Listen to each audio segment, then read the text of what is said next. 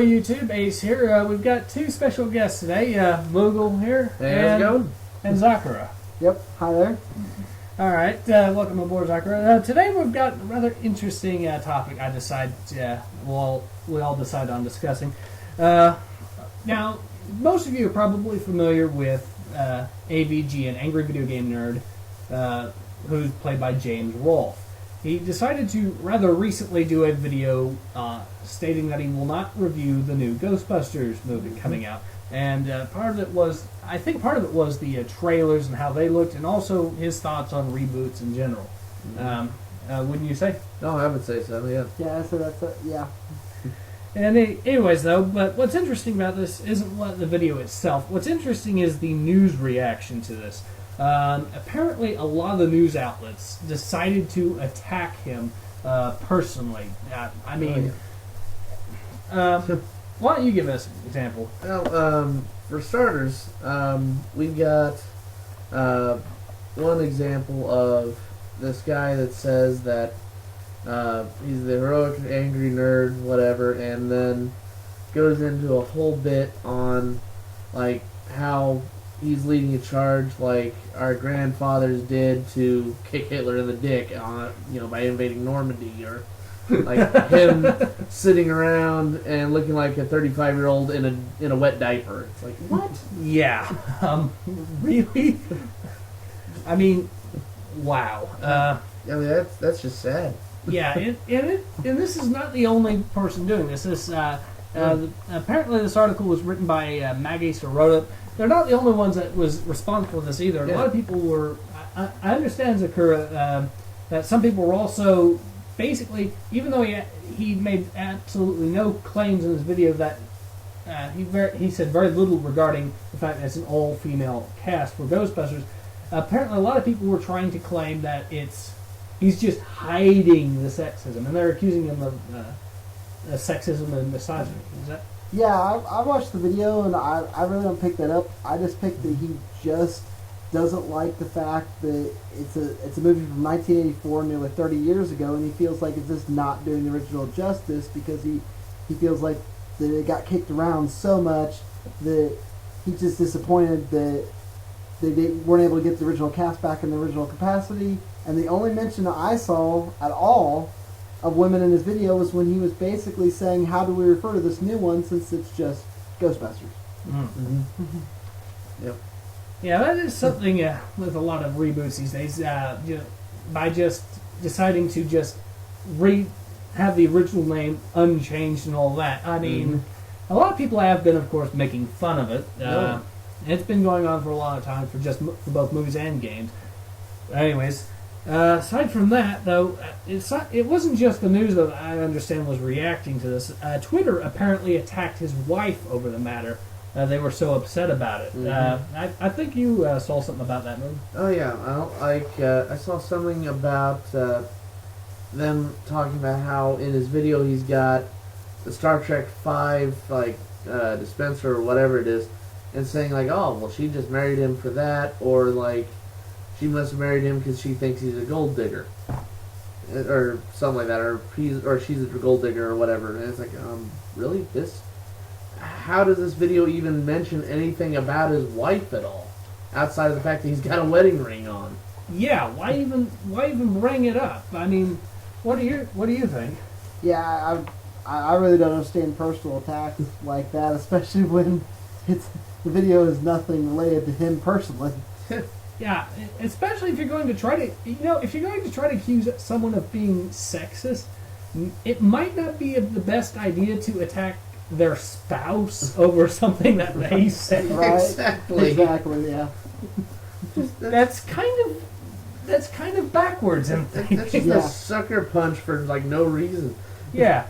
Now, to be fair, he's not the only one getting this sort of attention either. And I should mention that the news, while they're not actually covering the attack on James Rolfe's wife, they are covering this, though. Patton Oswalt, a celebrity, apparently decided to comment on Twitter.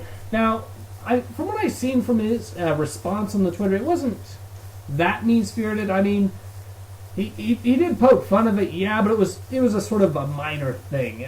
I mean, something about James Roll clearing his throat too many times or something like that. I mean, pretty petty like that. And yeah, there was some people who apparently did indeed attack his wife over that, which is kind of disturbing. Well, actually, no, there's no kind of to it. It is disturbing. But yeah, the news is willing to cover that, but they're not willing to cover James Rolfe's wife getting attacked in a similar fashion. Instead, they want to. Seems like they're wanting to talk about when it comes to the trailer. They're trying to talk about how much or why is it generating so much hate and all that, right? That I feel like that's true, but I've also noticed that there's lots of other trailers that are equally hated, such as the new Modern Warfare trailer. Oh, you mean the Call of Duty Infinite? Yeah. I mean, yeah, that's a thing. They're trying to use it. It seems to me like they're trying to use the fact that it's an all-female cast to explain all the hatred, and then you have the Call of Duty Infinite Warfare trailer come out and have 5 times the dislikes. Right. So clearly, it's just it's more content, and I don't think that's the content that people are disliking. Yeah. Really. Yeah, I mean, compare this to the most liked trailer on YouTube right now, which is the new Battlefield 1 trailer, which, by the way, actually has a playable female protagonist in it, who's going to be a female Bedouin warrior fighting in Arabia. Okay. Yeah. I mean, that's actually kind of interesting, and it's actually very interesting considering all these news outlets are trying to claim that all the hate is generated around sexism and misogyny, and here you have the most liked trailer featuring a playable female protagonist, which is also going in a new direction for that genre in particular, especially. Yes, it is. Yeah, and especially with if it's been World War One, where women were still kind of not in the front lines as much as the men were. They were in some cases, yeah. I mean, especially it was mostly on the Eastern Front. I believe the Russians, for example, had the Tsar Death battalions, which were an all-female battalion who swore to fight to the death, which is how they would, or the death formation, which is how they get their name. Yeah. But it's still, it's just like, suddenly here's a game that's celebrating a woman protagonist, in a war that, had like a few battalions that were that were women, but maybe they weren't battalions, but you get what I mean. Yeah, I know. But anyways, so what are our thoughts on it? Zakura, what's your thought on the Ghostbusters trailer specifically? Well, I find it interesting that people are throwing that out there, and they're forgetting that you had one of the most popular female action stars in the original Ghostbusters, who was actually in Sigourney Weaver, and I mean, nobody commented that her performance was bad in the movie, and I don't think that the hate toward the trailer had anything to do with it. I think it has more to do with the fact that people just see a lot of CGI, and a lot of us have gotten to the point where it's just CGI's gotten to the point where we want to see a movie that's actual real images and not all just done on a computer. And your thoughts? Well, for me, I'm still willing to give this movie a shot, but I do agree a little bit with what Zakura was saying, where I am getting a little tired of the CG, but at the same time, I just look at it as, the ghosts do look a little cartoony, but then again, how does a ghost actually look? So, I mean, to me, I kind of justify it a little bit, but I do agree it would be nice to actually have something that is actually there. Yeah. Right.